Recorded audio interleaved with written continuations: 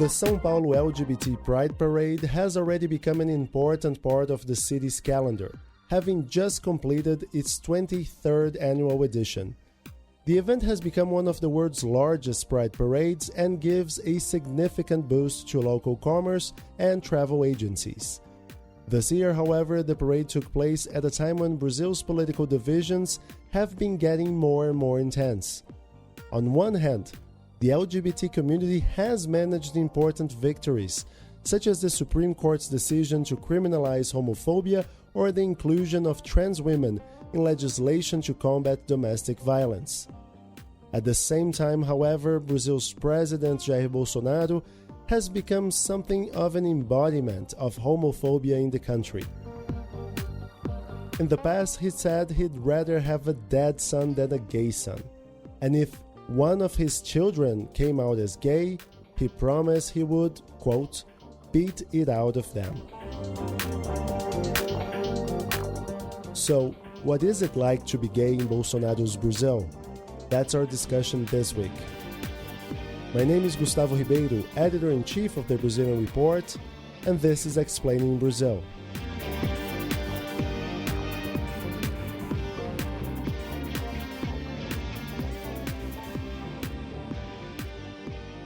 Juliana Costa, you covered the 2019 São Paulo Pride Parade for the Brazilian Report. Hi. Hello, Gustavo. So organizers of the parade said they were expecting 3 million people at the event, and you were there, so was it really that big? We don't have any official numbers. The police, which usually gives estimate, didn't disclose any figures. But we can confirm that it was very big, if not in the millions, at least in the several hundreds of thousands. Just to give an idea of the size of the parade, there were a total of 19 sound trucks, with performances going on for 7 straight hours. As a participant, it was difficult at times to even move through the density of the crowds. It's so crowded. Especially when performers like Mel C and Luisa Sonza took the stage.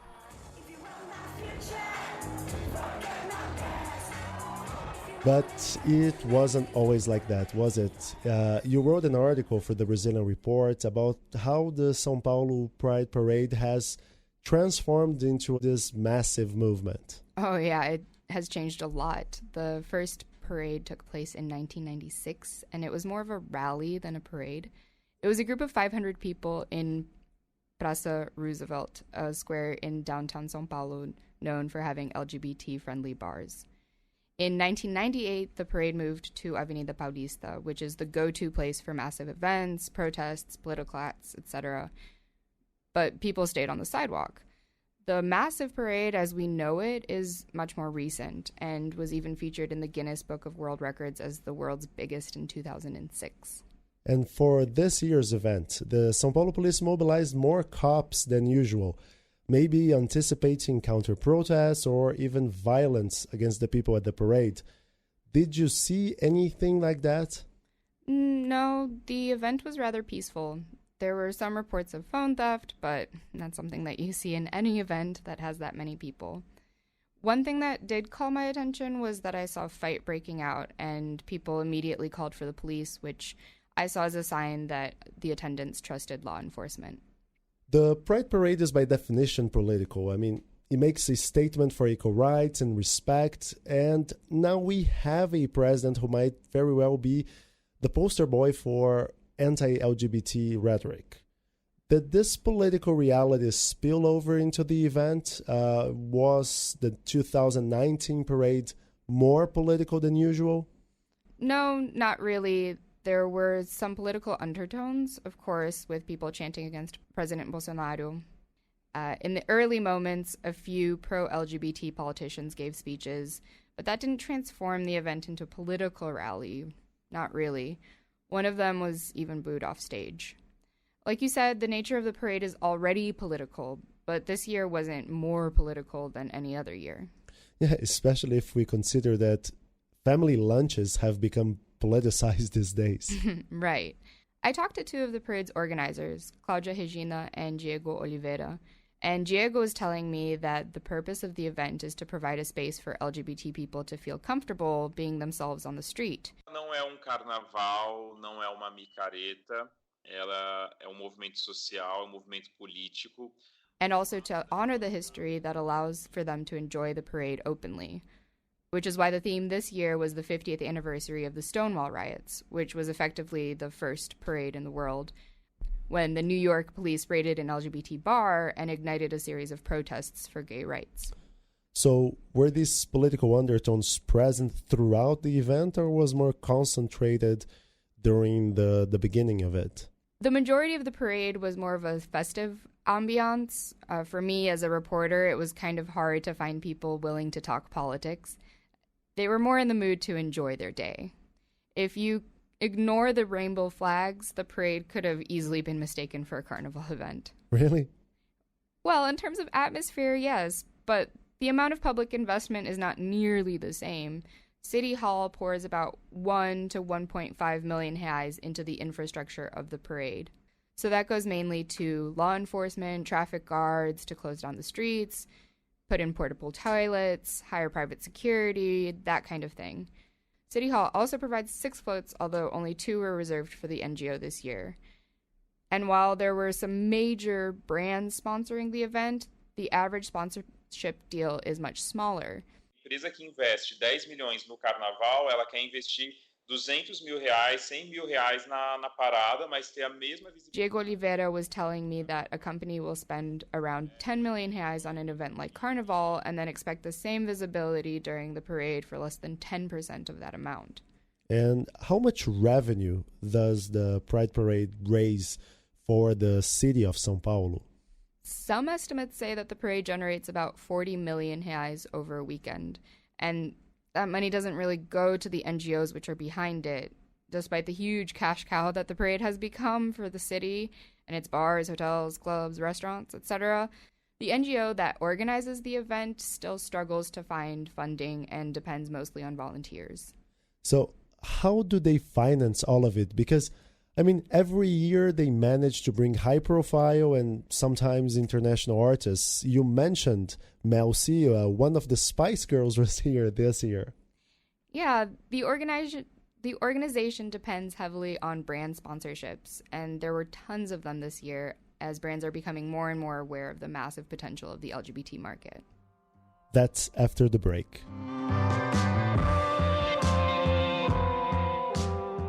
We'll be right back. Hi, my name's Ewan Marshall, editor at The Brazilian Report, and I'm here to tell you about the ways that you can support the Explaining Brazil podcast. The best one is by subscribing to The Brazilian Report, the journalistic engine behind this podcast. Every day we have new content on Brazilian politics, finance, and society, so just go to brazilian.report/subscribe. But now you can also make a donation to support our independent journalism. Go to brazilian.report/donate and you can help us finance our operation with as little as $5. The terms pink money and rainbow economy are often used to talk about the LGBT community's purchasing power. And their potential is huge. Same-sex couples are disproportionately dense, double income, no kids, and LGBTQ tourists spend an average of 3 times more per capita than their heterosexual counterparts. They want to invest their money in places where they have psychological, social, and emotional security to buy the things that they want to buy. João Torres is an associate at Mais Diversidade, a consultancy firm focused on helping organizations become more inclusive to LGBT professionals and customers. LGBTQ community still face this type of challenges in Brazil. And I don't know if it's well known from you, but 2 weeks ago, our Supreme Court just recognized that LGBTQ phobia is actually a crime, that it's considered hate crime. What does it mean? What is the practical difference for this in Brazil? If a owner of a store nowadays, they don't wanna sell their products to the LGBTQ community, they can be arrested and they get a penalty for not being widely open for the LGBTQ community. A few countries, such as Thailand, have invested a lot into making its tourism industry LGBT friendly, and the results are impressive. Things are developing. The LGBT consumer is becoming more discerning and is actually saying, we want to be treated with respect. We want to stay in a hotel where people will not ask us silly questions when we check in because we have to be, we happen to be two males or two females. This is Paul Thompson, founder of LGBT Capital, an investment firm focused on the LGBT sector. Our estimates are that the LGBT tourism sector in Thailand represents more than 1% of total GDP. And if you look at that indirectly, in terms of the indirect area that tourism touches, we believe it could be as high as 2%. And we believe that countries that actually have a positive attitude towards LGBT, both looking at the population but also welcoming tourism, are likely to get a much greater share of that LGBT tourism revenue. It just makes sense. When it comes to tourism, though, Brazil and Thailand seem to be on opposite ends of the spectrum. Earlier this year, Brazilian President Jair Bolsonaro removed LGBT tourism from the country's national tourism plan, despite the fact that the country is considered one of the world's top 10 destinations for the segment. That is going to have an effect on tourism. People are going to feel less comfortable in coming to Brazil if they don't feel they can be open and comfortable. And in fairness, there are two sectors, there are two separate areas here, if you will, one of which is government activity and one of which is day-to-day activity and what we refer to as corporate activity. So if you look at the US, for example, the US for many years was quite behind in terms of LGBT issues. Gay marriage wasn't allowed and so on. But US companies were really focusing very positively on the market. And we found that corporate sector sort of offset the government sector. Paul is right. Even if the Brazilian government wants to keep LGBT people at arm's length, many companies are becoming more aware of the sheer potential of LGBT consumers. There are some companies that do for opportunism, then there are some companies that are really interested and they have genuine values considering the LGBTQ population. But I think for either bad or good, they are doing something for the LGBTQ community population. All these talks about diversity and inclusion, some people are doing because it's common, because every company is doing, but it is still a good thing to be done. The main idea here for exploring LGBT and pink money, it's mainly with parties, with bars, with things that is still it still has a sign as being LGBT. The LGBT pink money doesn't make the circulation within the LGBT community yet. It doesn't explore its full. If you want to enhance the productivity and the money inside the LGBTQ community, we have to have more political policies that are going to support our local entrepreneurs to explore the full potential of pink money. An example of how brands are starting to look different to the LGBT consumer is Cairê Neto. He owns MDRV, the largest Brazilian Facebook group for LGBT people, and has quickly monetized what began as simply a forum for exchanging memes and funny content. They were partnered with Avon's float at the parade this year. Trabalhar com meme, trabalhar com escracho, trabalhar com irreverência é desafio muito grande para marcas. The language that we use in the group, it's becoming more and more embedded in pop culture in Brazil. And that interests brands because working with memes, humour and irreverent content is a huge challenge for them. And they are noticing that it's the best way to communicate with the public. And as they notice that, they become more interested in environments like the LDRV meme page. We create content that is funny and irreverent, and they're able to jump off that point and make it a branded conversation. Discriminating against LGBT people is not only a violation of human rights, it is also very bad for business. You know, in business, we've had various numbers that have been produced that actually show that employees who are not open at work are less efficient because they spend quite a bit of time planning ways to hide their sexuality.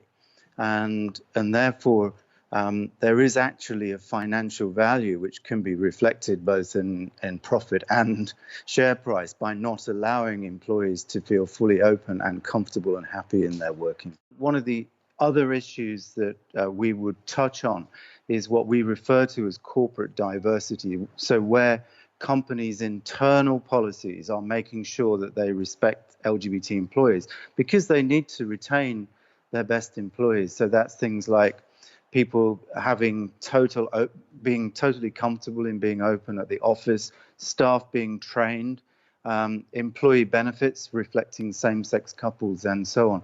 And that kind of thing, a lot of the multinationals are doing in every market that they operate in, and that would include Brazil as well. But I think it's much more likely to be those multinational, international companies at this stage than local companies. And that's a trend we've seen in, all of the other markets that we follow. Despite the resistance of some conservative groups, LGBT groups in Brazil have proved to be more and more organized and vocal, and they are ready to fight against any attempt to strip them of their rights.